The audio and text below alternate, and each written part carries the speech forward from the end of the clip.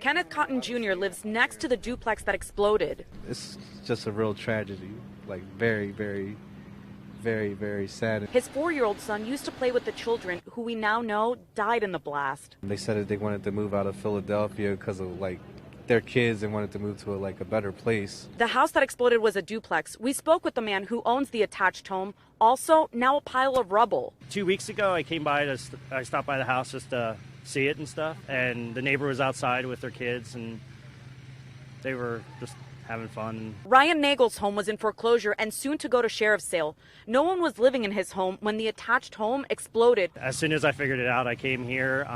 I parked down the street. I walked over, and it was just a surreal situation. He shared pictures with us of firefighters hosing down the explosion.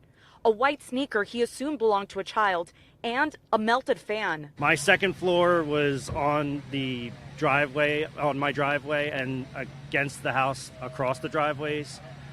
It was still on fire. There were firefighters everywhere. Borough officials shared the tragic details today of the death count. Unfortunately, this afternoon, that number has increased to 5. 4 of those victims were children ages 8 to 13. The other death is a 67-year-old woman. The owner of the home, Eugene White, and a 37-year-old woman were injured in the explosion and are in the hospital. Authorities didn't have details on any complaints about the property or any recent work. I haven't had a chance to look at our records.